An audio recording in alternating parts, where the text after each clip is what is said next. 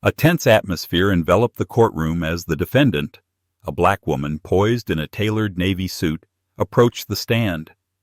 Two police officers with contemptuous expressions sat at the prosecution table, exchanging confident glances. They were certain of victory, certain they would humiliate her for daring to challenge their authority. But they had no idea that she was no ordinary defendant. Soon the balance of power would tilt dramatically, leaving everyone stunned. Secrets, prejudice, and a confrontation hung in the stifling air. This trial was about to become the most explosive case the city had ever witnessed. Morning sunlight streamed through the tall windows of Grayson County Courthouse, reflecting off the polished floors and highlighting the silence that had fallen over the wide corridors. Reporters leaned against walls, notebooks and cameras in hand, eager to capture any sensational details. Rumors suggested this was just an ordinary case, but something felt different today. The atmosphere seemed charged. The audience had filled the courtroom to capacity. Even the bailiffs appeared vigilant, as if sensing a deeper tension simmering beneath. At the center of attention was Maya Harrison. She was an elegant black woman in her mid-40s, with high cheekbones and deep, confident eyes that radiated a calmness that puzzled everyone present. Wearing an impeccably tailored navy suit, she carried herself with a self-assurance that many couldn't explain. She arrived with only a small entourage. Her defense attorney, an older man with salt and pepper hair named Lawrence Foster, and a well-dressed assistant who stood silently behind her. No limousine, no media circus. Maya walked as if she knew exactly where she was going, knew precisely what she needed and what she would face. At the prosecution table sat officers Brian Reynolds and Jason Collins of the Oakwood Police Department. Reynolds, a muscular man in his early 50s, wore an arrogant smile that distorted the formality of his uniform. Collins was younger, with fiery eyes, almost insolent. They exchanged self-satisfied glances, whispering to each other. They had a reputation in certain communities, particularly in low-income and minority neighborhoods, for their harsh attitude, often bordering on hostility. "I've got a feeling this will be quick," Collins muttered. "Can't wait to see her try to wiggle out of this one," Reynolds laughed, folding his arms. "It's always quick when they try to act tough. Let her squirm." Judge Eleanor Hammond presided, her black robe emphasizing the gravity of the law. Reading glasses perched low on her nose as she reviewed the stack of files neatly arranged on the mahogany desk. Court clerks rushed to adjust microphones and arrange seating. The serious expression on the judge's face suggested she hoped for an orderly proceeding, though surely she too sensed the unusual atmosphere today. The charges against Maya, according to media reports, were obstruction of a police investigation. Official documents stated that Maya had interfered with Reynolds and Collins' operations several weeks ago, leading to a confrontation where she was handcuffed. But almost no details about the incident had been released, and Maya's steadfast gaze suggested there was much more to the story. To casual observers, Maya appeared unfazed, but an attentive eye would notice the slight tension in her jaw, indicating she truly cared about this trial. Nevertheless, in both posture and manner, she showed no fear. Today, the citizens of Oakwood were about to learn a secret that no one, especially the two arrogant officers, could have anticipated. As the bailiff announced the start of proceedings, everyone settled into their places. The world seemed to hold its breath. Maya sat at the defense table, hands folded together, face composed. The two officers stared at her across the room, completely unaware of the shock that awaited them and the entire court. And that's when the trial began. A trial that would leave an indelible mark, exposing the deep-seated prejudices hiding behind badges and laws. The trial opened in a solemn atmosphere, with whispers and occasional footsteps punctuating the silence. Anticipation filled the courtroom. Judge Hammond welcomed the jury, a diverse group of men and women of various ages who appeared, at first glance, impartial. Some looked tired, still drowsy, while others were alert, sensing that this would be no ordinary day in court. The prosecution team, led by Assistant District Attorney Victoria Bennett, rose for opening statements. She portrayed Maya Harrison as bold, willful, and maliciously obstructing a legitimate police operation. Bennett's tone was professional, but had an undercurrent of condescension, speaking of Maya as a self-appointed vigilante or troublemaker. Reynolds and Collins nodded in agreement at key points, their smug expressions unwavering. They were known in certain circles for targeting minorities and using intimidation tactics, but no one had dared to formally accuse them, until today. Maya remained calm, occasionally observing the jurors' facial expressions. She noticed some sympathetic glances, but also recognized that hidden biases might exist. She had navigated enough tense environments to know how to read a crowd, from the slight pursing of lips to the tensing of bodies when her race was mentioned. These were silent indicators that prejudices might be just below the surface.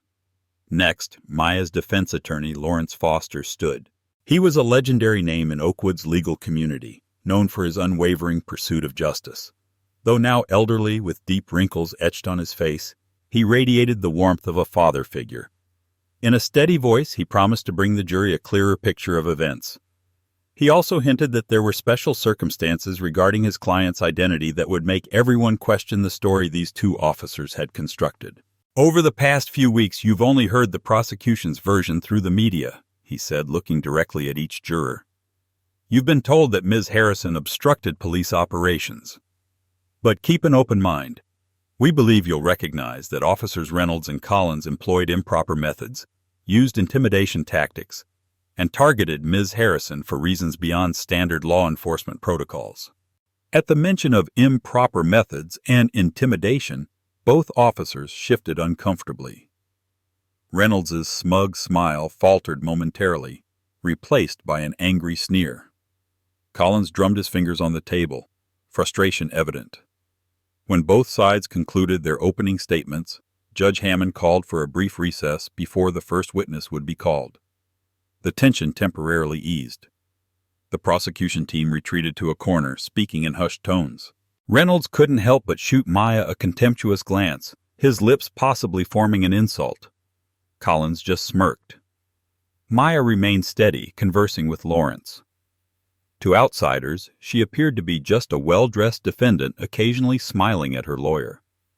But behind that composed exterior, she felt adrenaline rising as the taunts reached her ears. She had to restrain herself from revealing the truth right then. Maya wanted to see how far Reynolds and Collins would go with their deception before the truth crushed them. Outside, a few reporters snapped photos of Maya as she went to get water. She merely nodded, smiled slightly, and held up a polite hand, offering no comments. Her assistant, Angela, a young woman with diplomatic speech, kept watch, preventing the press from getting too close. Angela knew Maya's plan, knew her true identity. This case wasn't just about clearing her name. It aimed to clean up the corruption and racial prejudice deeply embedded in a segment of the local police force. The people of Oakwood deserved protection, and Maya was determined to provide it. When the judge's gavel sounded, signaling the end of the recess, the atmosphere tensed again. Lawrence prepared to call his first witness. The prosecution still seemed confident, as if they held all advantages. Maya took a deep breath, her eyes fixing on Reynolds and Collins. Their day of reckoning was approaching. Very soon, the entire courtroom and city would see how quickly arrogance and prejudice could be brought down by the power of truth. Before calling the first witness, Lawrence Foster requested permission to show footage from the day of Maya's arrest. Judge Hammond agreed. The lights dimmed, and all eyes turned to the screen on the wall. In the grainy black-and-white video, a peaceful, late afternoon in a quiet Oakwood residential neighborhood came into view. Police cruisers lined the street in front of a modest home. Officers moved about, some with notepads, others standing guard. The angle shifted, showing Reynolds and Collins approaching a woman walking on the sidewalk, Maya Harrison. She wore casual clothes, perhaps having just attended a community event. The video had no audio, but gestures and body language were clear. Maya appeared calm but concerned, seemingly asking the officers about what was happening in her neighborhood. Reynolds and Collins, judging by their excessive arm movements, appeared dismissive, even aggressive. Maya raised her palms outward, stepping back, clearly maintaining a non-confrontational attitude. Then the situation escalated. Collins suddenly pulled out handcuffs, lunging toward Maya.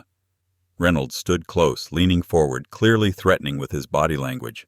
Inside the courtroom, silence was deeper than ever. Maya watched the clip, her face still composed, though her eyes momentarily betrayed a flicker of emotion. For many jurors, this was their first glimpse of the confrontation. If Maya had truly obstructed operations, the video didn't demonstrate it. Instead, it showed her being cornered. Foster paused the footage at the moment Maya was pressed against the hood of a police car, hands cuffed behind her back. He stood, his voice measured.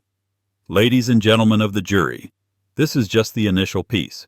You see Ms. Harrison asking questions, backing away, not resisting, not causing any disturbance beyond wanting to know why there were so many officers in her neighborhood.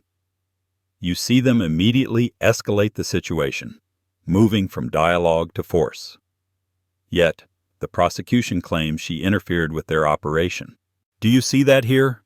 Assistant District Attorney Bennett cleared her throat, ready to object, but before she could speak, the lights came up and Foster continued. "We will call eyewitnesses who will tell you exactly what Ms. Harrison said.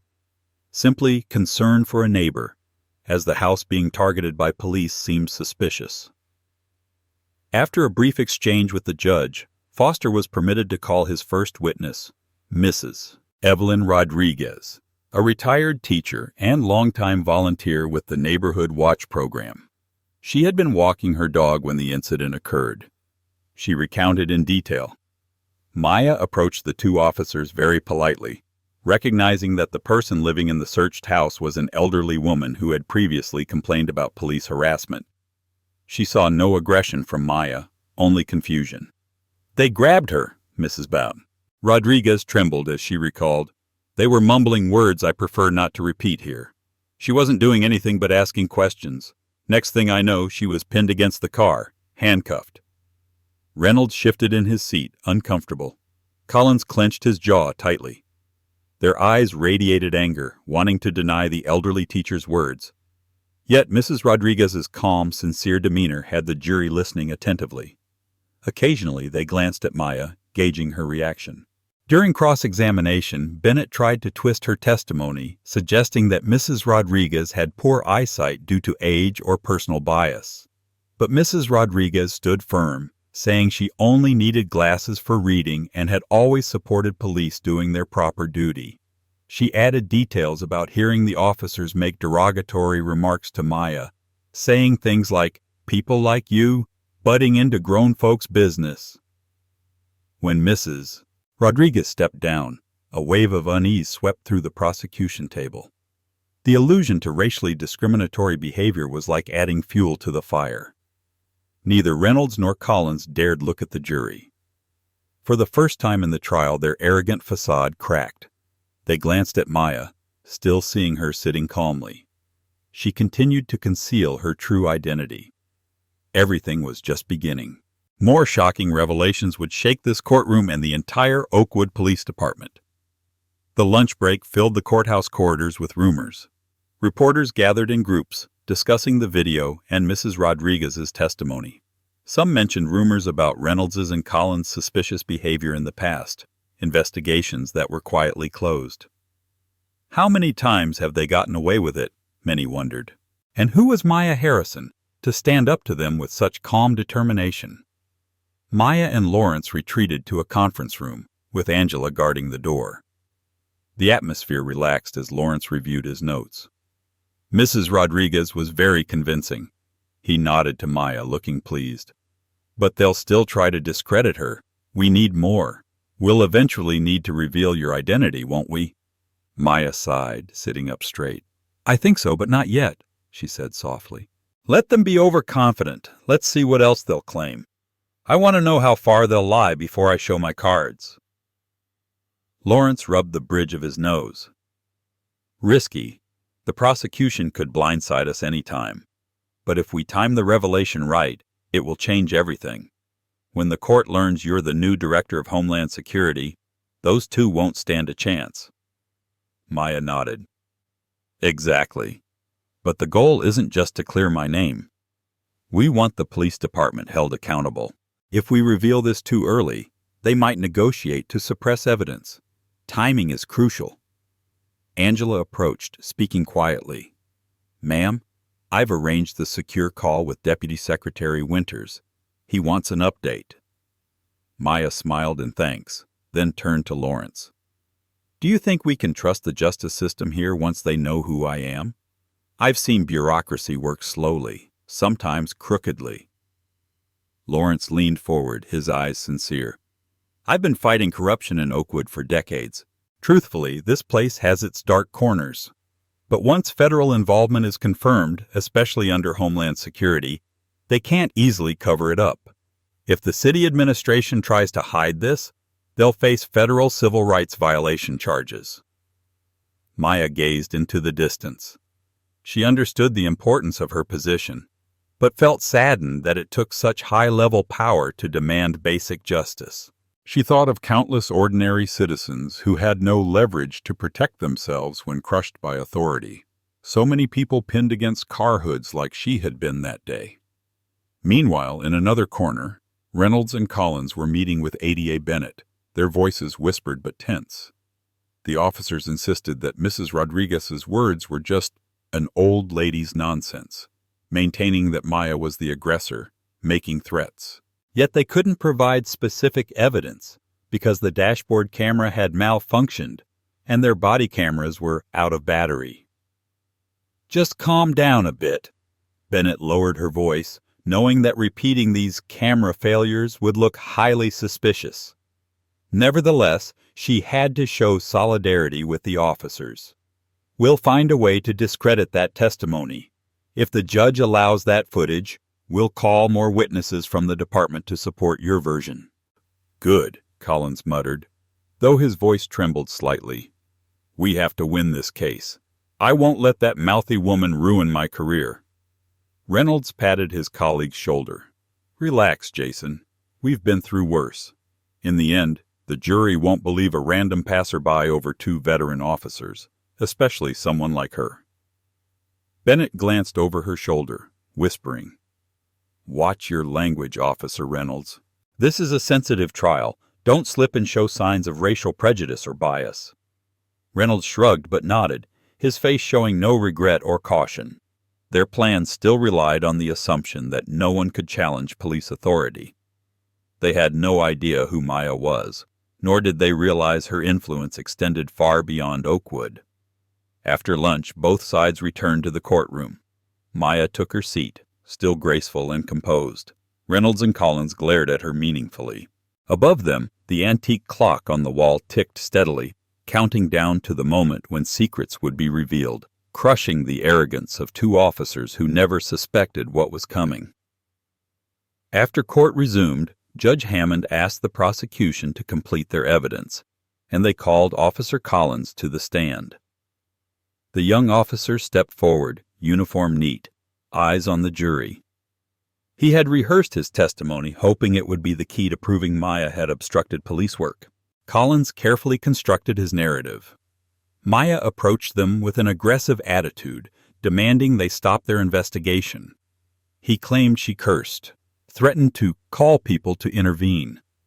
According to Collins, Maya even pushed him, forcing him to defend himself. Lawrence stood to cross-examine. "Officer Collins," he began, referencing his notes, "you testified that Ms. Harrison pushed you. Can you show the jury which part of the surveillance footage demonstrates this?" Collins straightened his shoulders. "That part wasn't caught on camera. It happened when she moved out of frame. You can't see it." Lawrence raised his eyebrows. "But the camera shows her backing away from you. Within seconds after that, she was handcuffed. Are you saying she managed to push you in that brief period, which the camera somehow missed?" Collins bristled, nodding. "She was quick. Cameras don't capture everything." A ripple of derisive laughter rose from the audience, causing bailiffs to call for order. Collins' face reddened slightly, but he tried to maintain composure. Lawrence continued in a calm voice, digging deeper into the strange coincidence of off-camera incidents and malfunctioning body cameras. If your body camera was broken, do you have maintenance reports or records? Collins fumbled. There was a glitch. I reported it. Those forms are in the technical department. Lawrence gave a polite smile. Yes, we've requested those documents but haven't received them. I hope they'll arrive soon. Otherwise, we might question their existence. The entire jury was attentive, easily seeing through Collins's evasiveness. He struggled to stay calm, but sweat beaded on his temples. Next, Ada Bennett shifted focus, asking Collins about his service record, commendations, presenting him as a dedicated officer who considered community protection his mission. Collins tried to portray himself as a devoted officer with no reason to target the wrong person. He implicitly referred to Maya, a civilian, as knowing nothing about police work. But that self-importance didn't escape the jury's notice. As soon as Collins stepped down, Reynolds was called up. The older officer tried to reinforce his colleague's testimony, repeating a similar story, even adding that Maya threatened federal action against them. He implied that Maya was delusional, or self-important. Ironically, that very detail reflected the truth about Maya's federal power. Only Reynolds didn't know it. Lawrence cross-examined Reynolds about the camera glitches. This time Reynolds blamed dead batteries, saying, "It's machinery. Sometimes it fails." Maya sat silently, watching the two men, drowning in their biases, turn fiction into fact, painting her as a troublemaker. Tension in the room escalated. Many in the audience, especially those who had experienced police intimidation, sat in silent outrage. Others frowned, doubting the officer's all-too-convenient story. By late afternoon, after an exhausting day, Judge Hammond adjourned the trial, instructing both sides to prepare for the next day. The two officers exchanged looks of relief, thinking they had weathered the storm. Ada Bennett no longer appeared certain, seeing seeds of doubt sprouting among the jury. Maya left with Lawrence and Angela, breathing the outside air. Tomorrow Lawrence would dig deeper into the contradictions, and if necessary, Maya knew she had the weapon that would completely reverse the case. She wasn't fighting just for herself, but for every person of color in Oakwood who had ever been silenced by police. The next morning, an atmosphere of expectation surrounded the courthouse. News about the video footage and contradictions in testimony had spread widely, drawing crowds around the building, some even holding signs demanding transparency and accountability from the police. The tension had spilled beyond the courtroom, reaching throughout the city. Inside, Lawrence arrived very early with Maya and Angela. Maya noticed a group of community activists waiting on the benches.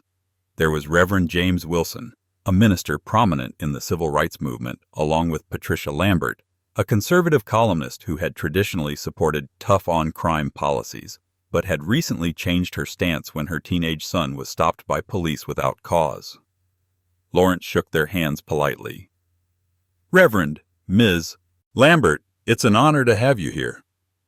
Maya also nodded a greeting, serious but with warmth in her eyes. These seemingly opposing supporters now standing on the same side gave hope that perhaps Oakwood was ready to confront this painful issue, provided the truth came to light. The trial began. The defense called Dr. Olivia Taylor, a psychologist specializing in the psychological impact when citizens experience discriminatory police stops. She explained to the jury how repeated encounters with biased police officers can erode trust in institutions, making citizens, especially in vulnerable communities, suspicious of authority. Maya glanced over, noticing many jurors nodding. Reynolds and Collins showed irritation, barely concealing their frustrated glares. Next came the pivotal moment. Lawrence called Sergeant Michael Ramirez of the Oakwood Police Department to testify. Ramirez was a man of few words, but had earned a reputation for integrity within the department. He reluctantly appeared under subpoena. "Sergeant Ramirez," Lawrence asked, "were you present at the scene when Ms. Harrison was arrested?" Ramirez nodded. "Yes. I arrived after receiving a backup call. By then, Ms. Harrison was already cuffed in the back of the patrol car. She looked frightened. I noticed both Officer Reynolds and Collins' body cameras were off. I asked if they had recorded the incident. They said no." Lawrence inquired, "Did you find that strange?" Ramirez replied, "Yes. Protocol requires all civilian interactions to be recorded." They explained the cameras malfunctioned, but I was suspicious because both failed simultaneously. Lawrence then probed whether Ramirez had ever witnessed Reynolds or Collins using excessive force or making discriminatory remarks. The sergeant hesitated, sweat forming on his forehead. "I have heard them using profanity. I filed an internal complaint but never saw any response." The courtroom fell silent. Reynolds' face reddened with fury, while Collins looked at Ramirez as if he wanted to throttle him. Ada Bennett tried to paint Ramirez as biased, but he simply told the truth. The damage was done. At the back of the room, Lambert wrote furiously while Reverend Wilson contemplated. The jury exchanged worried glances. Even Judge Hammond's normally composed face reflected indignation, as if she was finally understanding the severity of the issue. During a short recess, the hallway buzzed with activity. Many praised Ramirez for his courage. Some discussed how the Oakwood Police Department would suffer if more evidence emerged. Maya stood beside Lawrence, her mind racing with countless thoughts. The scales were tipping. Yesterday, Reynolds and Collins still confidently believed power would protect them. Now that foundation was beginning to crumble. But Maya understood the battle wasn't over. She would deliver the decisive blow, revealing that she was actually the new director of Homeland Security. Of course, she harbored no illusions this would solve every problem, but it would certainly force the entire system to reconsider what had happened. Justice was very close, but the climax still lay ahead. Maya carried a heavy responsibility to ensure no one would ever again suffer the humiliation she had experienced. By day's end, the prosecution, once so confident, now appeared deflated. Witness after witness detailed misconduct, not only in Maya's arrest but in many other cases involving Reynolds and Collins. The jury paid increasing attention, with more members showing disgust as they heard details about how the two officers typically treated minorities. From unwarranted traffic stops to baseless searches, roughing up black youths who dared question them, and threats to silence complainants. Maya and Lawrence had carefully selected these witnesses, people who had filed internal complaints or witnessed incidents. Previously, complaints were buried, but now under public scrutiny, truth couldn't be so easily dismissed. In a tense moment, Lawrence presented internal police department documents obtained through subpoena. The figures showed Reynolds and Collins had more complaints than 90% of their colleagues. In reports from Internal Affairs, numerous files were closed citing insufficient evidence, repeatedly. This pattern was so clear it couldn't be denied. The prosecution weakly countered that officers working in high-crime areas typically receive more accusations. But the jury wasn't easily persuaded. Each new piece of evidence further eroded the officers' credibility. From their initial arrogance, they now appeared pale. In the audience, many changed their perception. Reynolds was visibly agitated. Collins alternated between flashes of anger and anxiety. The man who had declared handling her will be easy now ground his teeth, nervously bouncing his leg. Outside the courthouse, local news channels provided daily coverage. They interviewed community members, many expressing long-held frustrations, especially black residents. Some felt it was time for truth to emerge.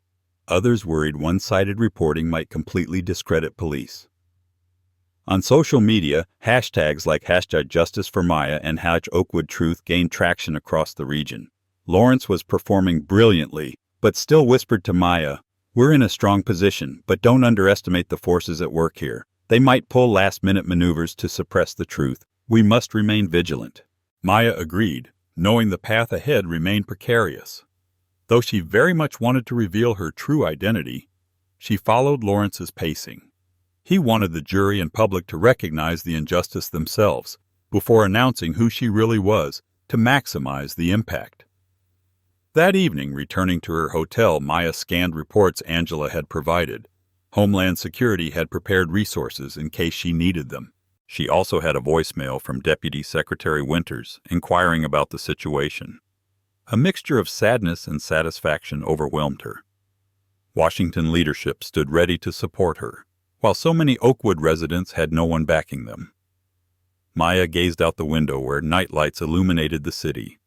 She remembered her childhood in a small southern town, first experiencing discrimination because of her skin color.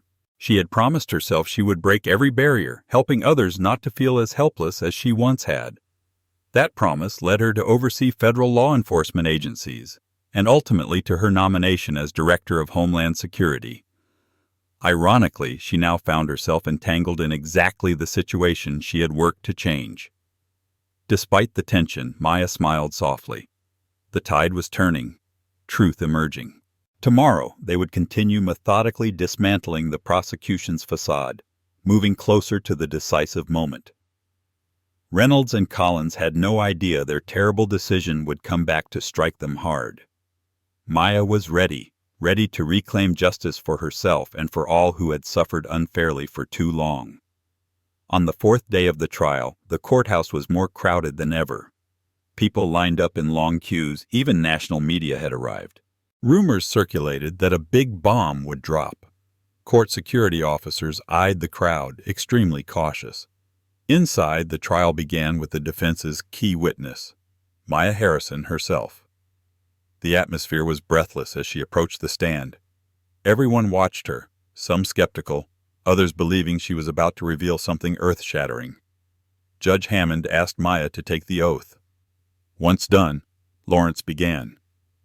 "Ms. Harrison, please tell the court a bit about your background."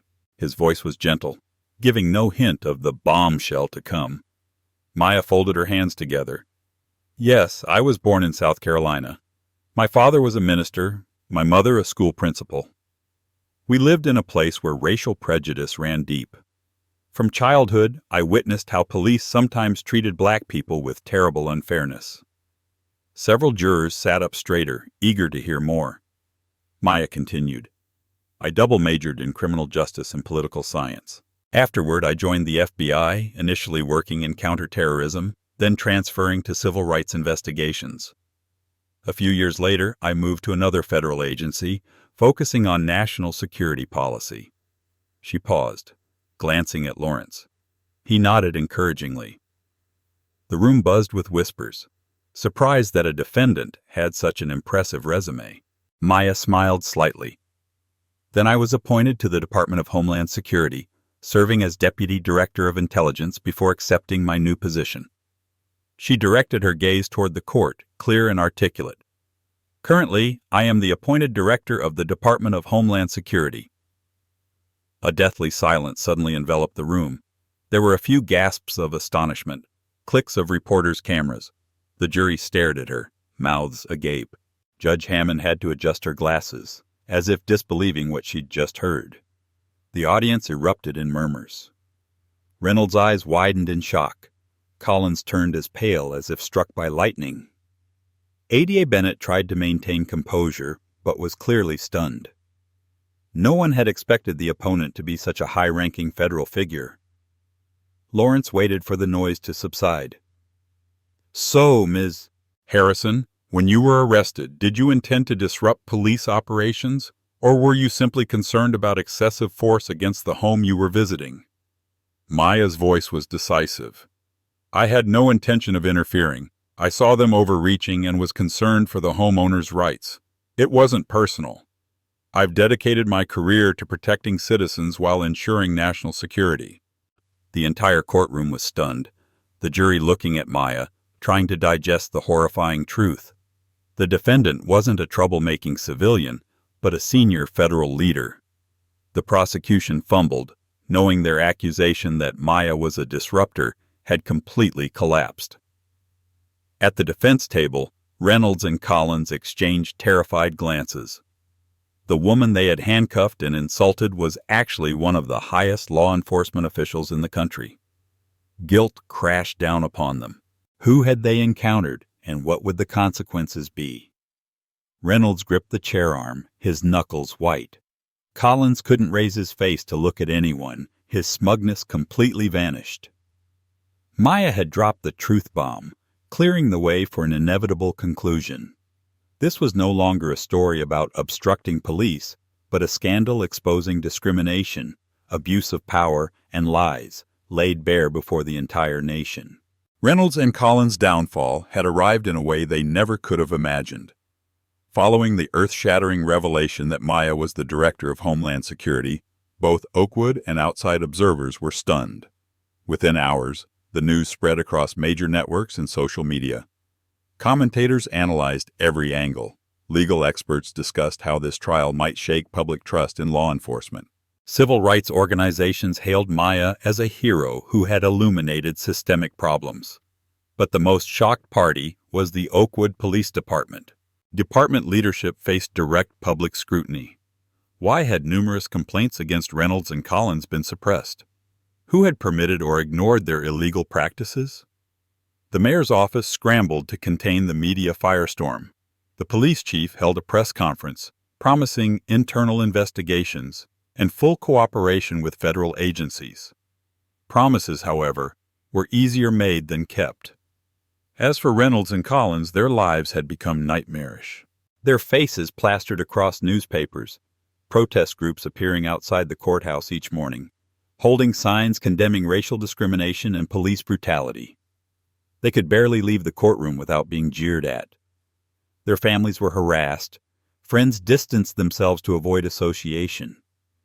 The shield of their badges that had once protected them was now riddled with holes. In a desperate attempt to salvage the situation, ADA Bennett filed a motion asking the court to exclude evidence related to Maya's federal position, arguing it has no direct relevance to the charges. Judge Hammond rejected this, reasoning that Maya's leadership of a national security agency was central, explaining why she had intervened that day. Bennett was left powerless. Maya maintained her composed demeanor. She understood the burden of responsibility she carried. She hadn't wanted to use political power as a weapon, but the system was too biased against people of color. Only by shining a powerful federal light could she break the notion that police were untouchable. Lawrence continued presenting evidence, exposing false testimony. This included emails where Reynolds complained about too many outsiders moving into minority neighborhoods, plus a racist meme Collins had sent to colleagues. These electronic traces added details about their deep-seated prejudices. The jury's reaction was evident, some anger-flushed, others trying to hide their shock.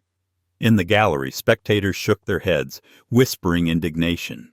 Even Judge Hammond briefly showed disapproval. In the room, everyone sensed the rising tide demanding justice.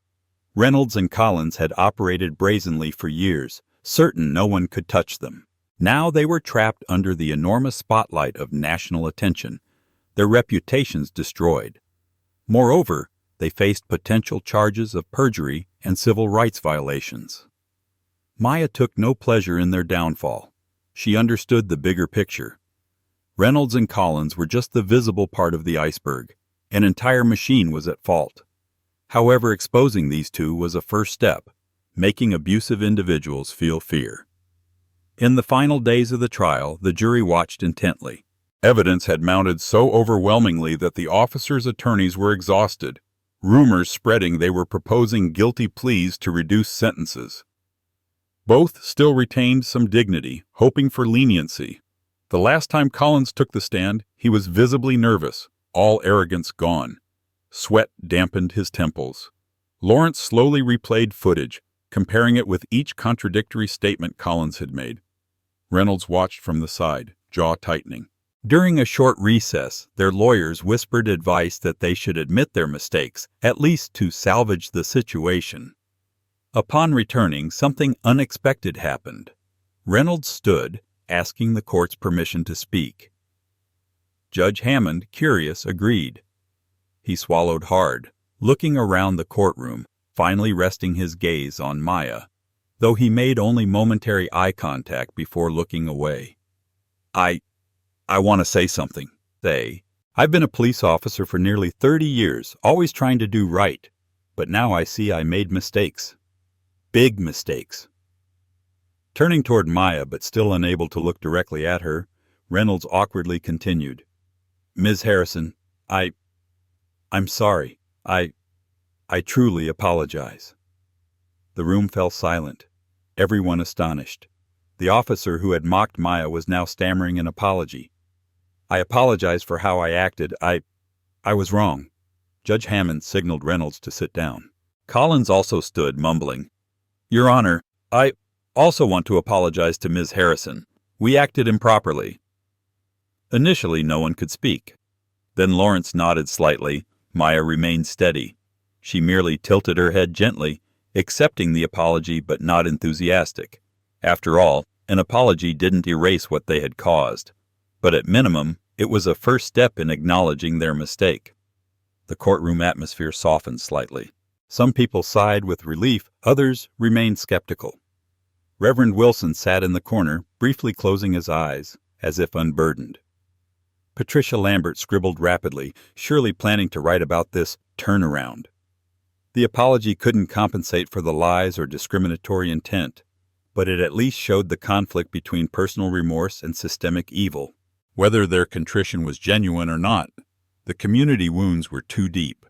The city would have to change its management approach. Misconduct couldn't fester forever. Maya listened, speaking softly. "Thank you. I accept your apology, but it cannot erase the damage you've caused. I hope this is the beginning of real change." Her words resonated like a challenge to the entire system.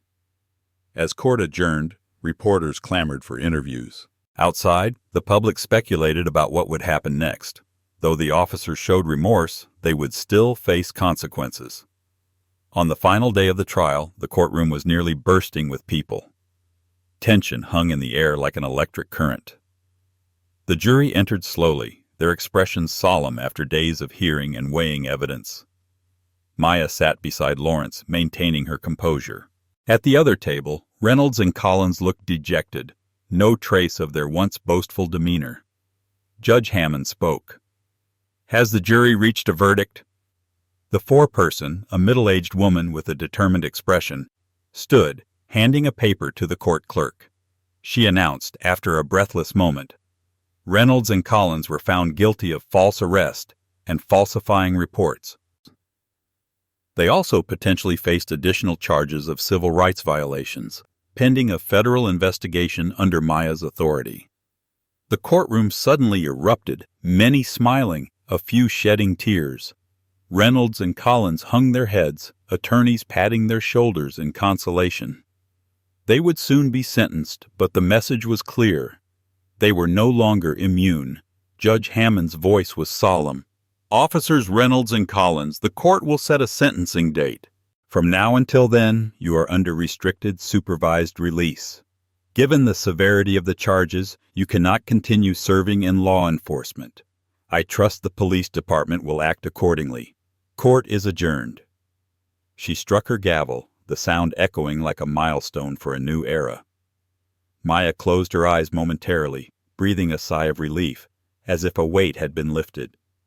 Lawrence gently touched her arm, clearly pleased. The entire gallery quickly became chaotic, reporters jostling, cameras flashing. Court officers struggled to maintain order. Reynolds and Collins were escorted out through a separate door. Heads bowed, a complete contrast to their earlier superior attitude. People in the courtroom rushed to surround Maya, expressing thanks and congratulations. Reverend Wilson, who had watched silently throughout, approached, his voice emotional. "Thank you, Miss Harrison. You've shown everyone that justice still exists." Patricia Lambert, the columnist who previously wrote supporting zero-tolerance policies, shook Maya's hand sincerely. "I used to criticize federal overreach," she said, remorsefully. "But you've proven that sometimes federal intervention is absolutely necessary."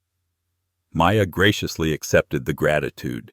She felt relieved, not just because she was vindicated, but because of the larger lesson this case presented. For too long, countless people with stories like hers went unheard, while police were automatically right. Today, though it couldn't erase decades of injustice, at least hope flickered. Lawrence stood nearby, his face happy yet tired. Angela, Maya's assistant, discreetly offered a phone. "Deputy Secretary Winters is calling to congratulate you." Maya nodded, smiling. She had almost forgotten the many responsibilities awaiting her at the macro level. Now that the trial was over, She would focus on fundamental reform. This was only the first battle in the war against discrimination and corruption, but in this moment, she deserved to enjoy the elation. Oakwood, once notorious, had made efforts to reclaim justice, and in doing so, they showed the entire country the power of transparency and fairness. In the weeks following the trial, Oakwood continued under intense scrutiny. The police department announced they would overhaul complaint procedures, invite third-party oversight, and commit to greater transparency. A federal task force supervised by Maya began an in-depth investigation of leadership structures. Several top bosses implicated in cover-ups hastily retired, making way for a younger, more diverse leadership team. Reynolds and Collins awaited sentencing, their lawyers attempting to negotiate reduced penalties. Oakwood also prepared to face a civil lawsuit from Maya. She didn't seek personal compensation, but hoped those funds would be channeled into community support programs, especially in minority areas suffering from police overreach. Maya's story spread throughout national media. Interviews and articles portrayed her as a courageous woman who had exposed systemic issues. Many channels wanted to make her a celebrity, but she consistently steered content toward reform. "I'm just one individual. There are so many people suffering injustices identical to mine without the chance to speak. They need to be heard." At City Hall, a small ceremony honored quiet civil rights activists. Reverend Wilson received a commendation. Patricia Lambert, who previously attacked advocacy movements, gave a heartfelt speech, publicly acknowledging her prejudicial mistakes. It was a symbolic moment, people from opposing sides coming together to support genuine change. Lawrence Foster's law office received countless calls expressing support. He joked that perhaps he would never retire, having unwittingly gained so many trusting clients. "We've only scratched the surface," he confided to Maya one afternoon. "Every day more people dare to come forward because they're encouraged by your story." Angela, Maya's assistant, also connected resources from Homeland Security, collaborating with nonprofits, schools, and businesses working together to revitalize struggling areas. It was miraculous to see a place once mired in confusion now filled with passion for reconstruction. One evening, Maya returned to the street where Reynolds and Collins had pushed her around. The elderly homeowner whose house had been searched greeted her with grateful, teary eyes. Children in the neighborhood, previously fearful of police, now rode bikes freely. Murals began appearing, celebrating unity and justice. Looking around, Maya felt glad that residents were finally regaining trust. Settling back into her car, she silently recalled the entire journey. She had only come to Oakwood as a visitor, never expecting to be thrust into a battle for dignity and freedom. But from the wreckage, an unexpected change had emerged, for her, for the city, and perhaps the entire country. She would continue her role as Director of Homeland Security, but vowed not to forget the lesson from Oakwood. With truth and courage, ordinary people could shake even the most deeply rooted power structures. She leaned back in her seat, gazing at the starlit sky. The road ahead remained long, but the engine of change had started. And Maya, with a determined smile, believed this was a journey worth taking, regardless of where the path might lead. Thank you for joining us on this powerful journey about truth and the yearning for justice. We've witnessed arrogance and prejudice crumble before the unwavering will of one woman, Maya Harrison, who refused to surrender to injustice. This story emphasizes a truth. Regardless of position or uniform, no one stands above the law. Equally important, we've seen the power of unity, where diverse voices join to demand institutions fulfill their noble purpose. If this story has inspired you, please take action. Reflect on injustices around you, support those fighting for fairness, and continue moving toward change, even in small steps. Remember that every voice matters and every life deserves respect. As Maya discovered, sometimes the most unexpected circumstances reveal our greatest strengths. And in standing up for ourselves, we may find we're standing for countless others. The path to justice is rarely straight, but it's one we must walk together.